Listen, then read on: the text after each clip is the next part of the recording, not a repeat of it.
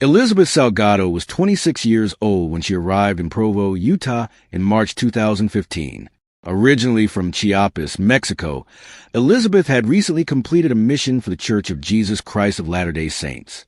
Driven by ambition and a desire for personal growth, she chose to continue her journey by studying English in the United States. Provo, known for its strong religious roots and reputation as a peaceful, tight-knit community, seemed like the perfect place to build the future she envisioned.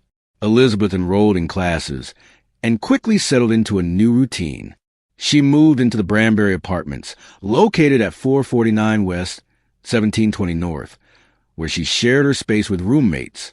She was known for her punctuality and dependability, consistently attending her English classes and working a part-time job at a local restaurant. Those who knew her described her as focused and optimistic, someone who was determined to succeed. Communication was a constant priority for Elizabeth. Despite the distance, she maintained frequent contact with her family in Mexico, exchanging messages regularly with her mother, siblings, and extended relatives. Her relationships with her roommates were also reportedly positive, and she appeared to be adapting well to life in a new country.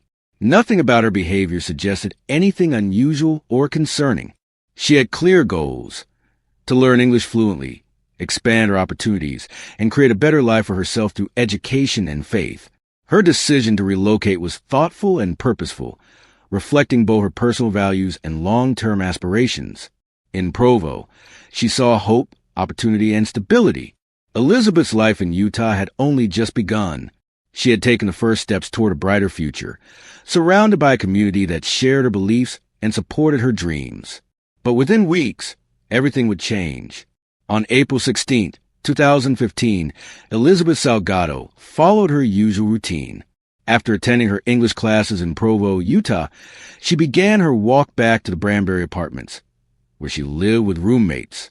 Sometime during her return, she sent brief messages to both her sister and her uncle. Those texts were received, but what followed was immediate and deeply alarming. There were no replies from Elizabeth. She did not follow up, she did not call, and she did not arrive home. This silence was not only unusual, it was entirely out of character. Elizabeth had always maintained steady communication with her family in Mexico. Whether through text or calls, she was consistent, reliable, and emotionally connected. When her relatives noticed that their replies went unanswered, concern began to rise.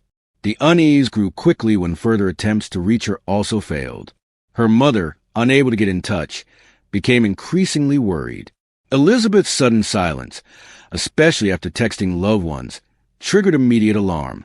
The family knew something was wrong. It was not a missed call or a forgotten message.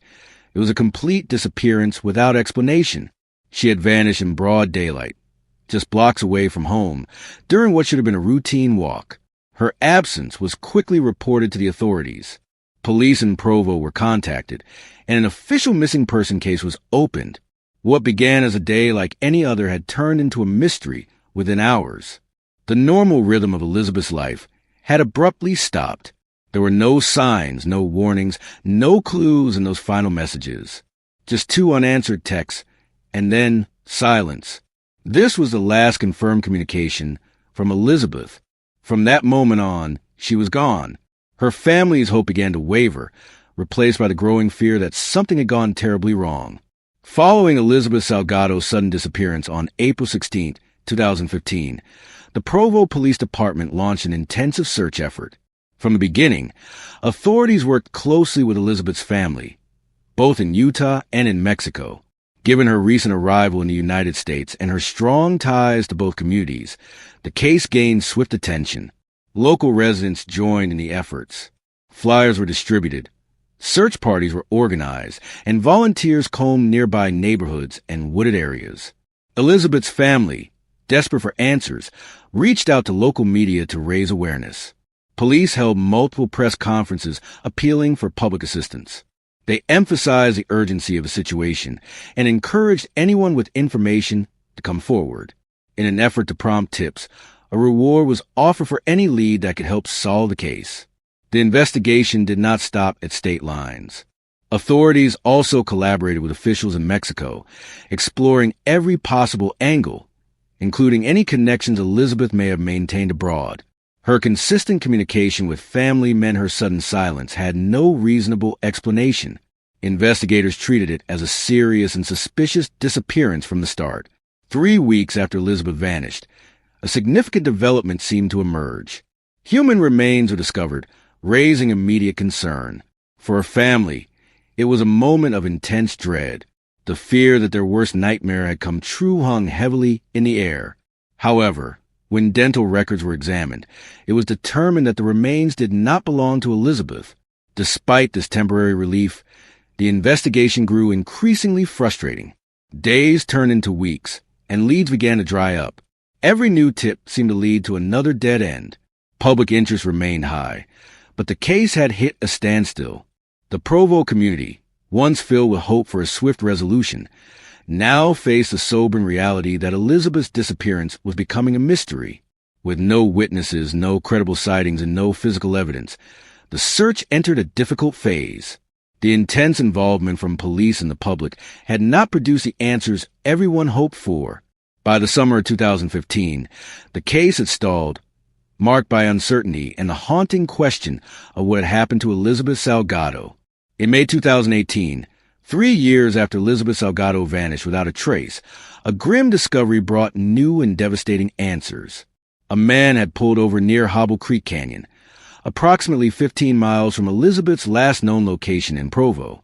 Stepping into the brush to relieve himself, he came across human skeletal remains. Authorities were quickly alerted, and the Utah County Sheriff's Office responded to the scene. Forensic analysis began immediately, with samples sent for DNA testing. The results confirmed what her family had feared for years. The remains belonged to Elizabeth Salgado. The confirmation ended a long period of painful uncertainty, replacing it with the heartbreaking finality of death.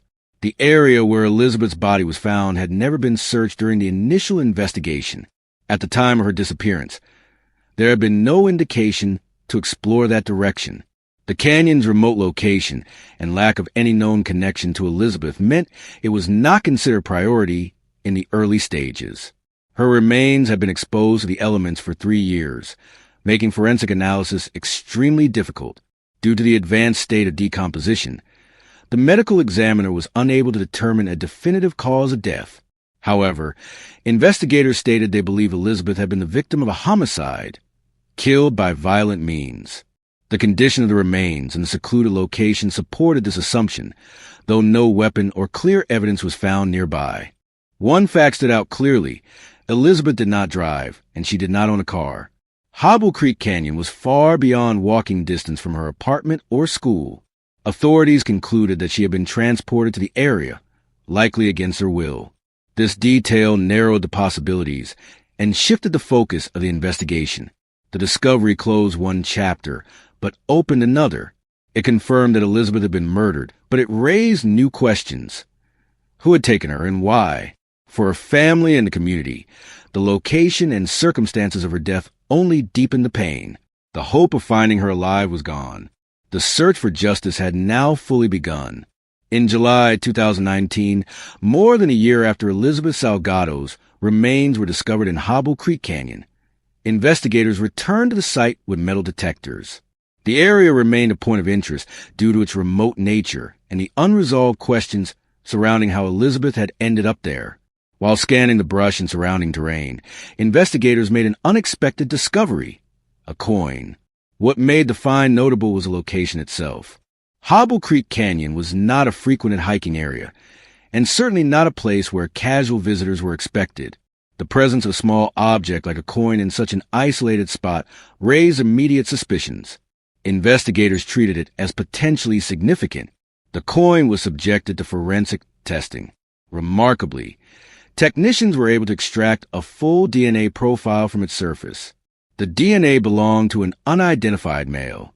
This became one of the most promising pieces of forensic evidence in the case. Investigators turned to GEDmatch, a public genetic genealogy database that had been instrumental in solving other cold cases, including the high-profile Golden State Killer case. Through GEDmatch, authorities hoped to find a relative or match that could lead them to the individual whose DNA was found on the coin. Despite the potential, the lead did not yield a breakthrough. No relatives or exact matches could be identified, and the unknown male remained unidentified. While the discovery of the coin was a rare and hopeful moment in an otherwise stagnant case, it ultimately led to a dead end. The coin remains in evidence, its origins and connection to Elizabeth's murder unresolved. It stands as a silent clue, one that holds answers investigators have yet to unlock. In August 2021, the Salgado family faced a second devastating ordeal.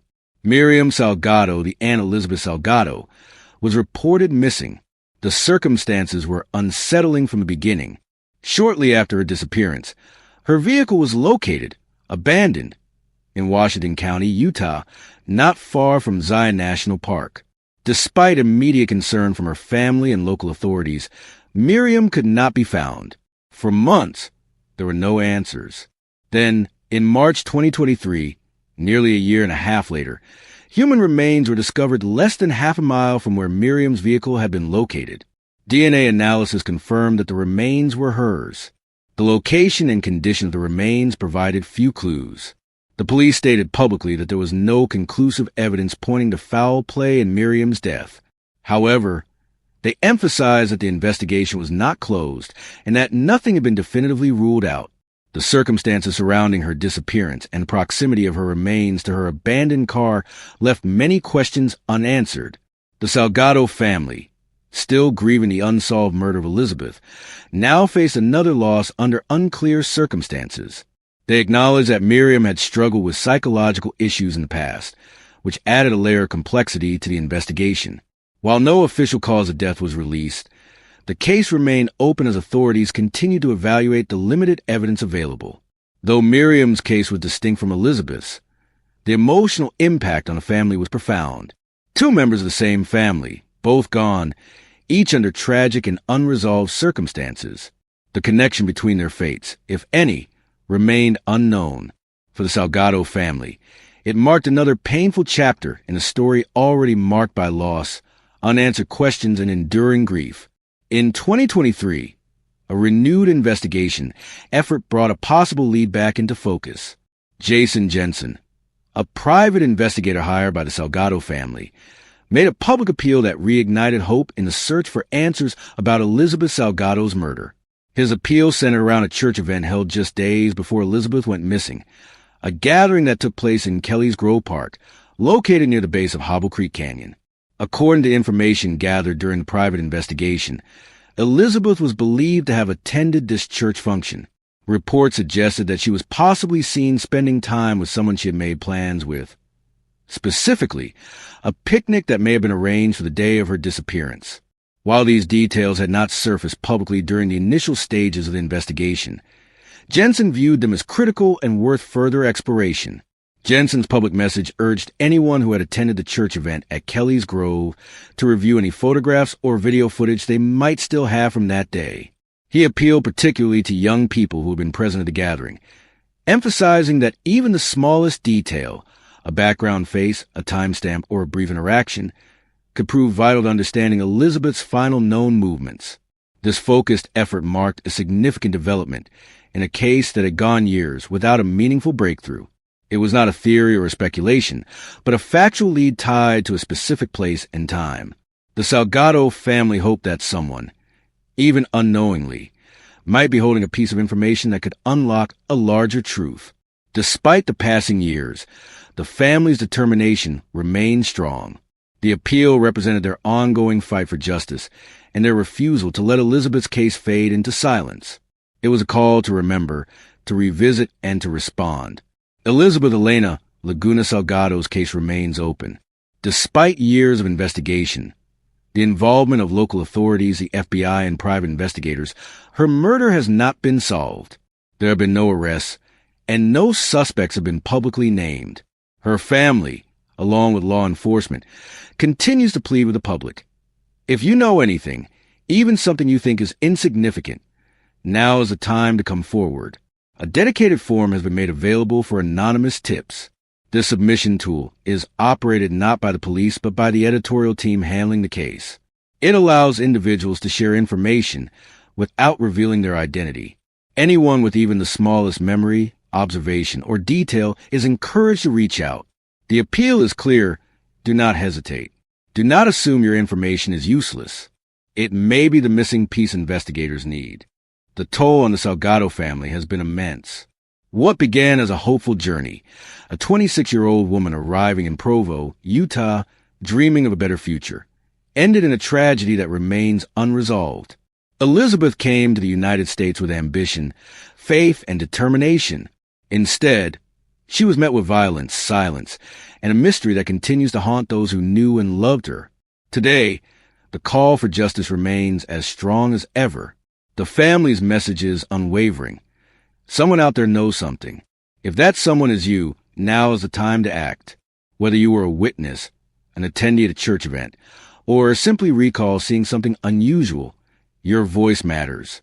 Help bring peace to a family that has waited far too long for answers. Help give justice to a life that was taken too soon.